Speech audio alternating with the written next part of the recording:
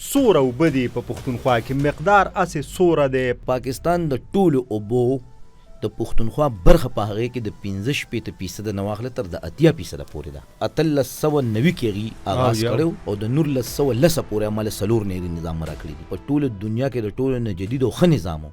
که زه تاسو اوس هم په دې مردان کې وګرځم د دې په دې مضافاتو کې او تاسو ته زه د انګریز جوړ نیرونه وښیم، تاسو به حیران شئ. زمونږ کلي کې دا لوی نیر چې راغلی دی او په کم انداز یې ویستې راویستې دی. بیا چې کله پاکستان جوړ شو او جی نو د پاکستان او د هند تقسیم د نورو کشالو سره سره د پاکستان او د هندوستان په مینس کې د اوبو کشاله مروچته شو. په 1948 کې دا کشاله روچته شو. بیا په 1954 کې ورلد بانک دیله یو بیټک وکړو نو هغې دا وویل چې هندوستان به د دغې نیرونو رقم پاکستان له ورکړي. ټیک ده جی. او پاکستان به خپل ضرورت د اباسین د جیلم او دغه نه پوره کوي، چناب نه پوره کوي. د اوبو ته ګورو تاسو ډېر ښکلی ذکر وکړو چې ماشاءالله پریمانه دي، ځمکه کې دنم د غرونو ګلیشیرز، بیا بارانونه هم کېږي. کما حقه هغه شانتې په استعمال یې مونږ راولو. اوس وخت کې په دې ګران دور کې په یو یونټ باندې 4 روپۍ تقریبا خرچه راځي.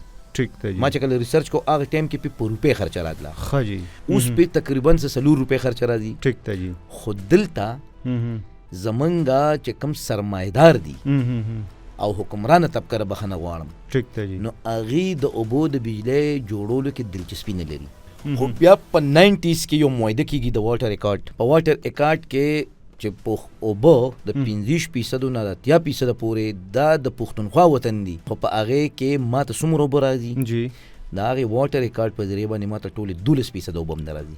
جی. خو بیا بل طرف ته د غازي بروته په شکل کې یو پروجیکټ جوړېږي چې د غازي بروته په ذریعه باندې دومره استحصال دی صوبې سره وشو چې د اوبو قدرتي مخه د اباسین چې نو بدله شوه. د اباسین قدرتي مخه بدله شوه، نه یوازې چې په ثوابې کې زمونږ توریزم برباد شو، بلکې د اسلام آباد ته پنجاب ته د اوبو اړولو منصوبه جوړه شوه او بیا چې اخوا واړولې نو هلته پې بجلیګر جوړ شو چې په هغې تقریبا 1400 میګا واټ بجلی جوړېږي یا 1500 میگا واټ زما څومره فګرز دي. منګه ساجد ټکر صاحب دا جنوبي اضلاع موږ خړوب کړی. جی جی. دا به ماله دومره فصل پیدا کوي چې زه به بل چاته پام ته محتاج. هاي هاي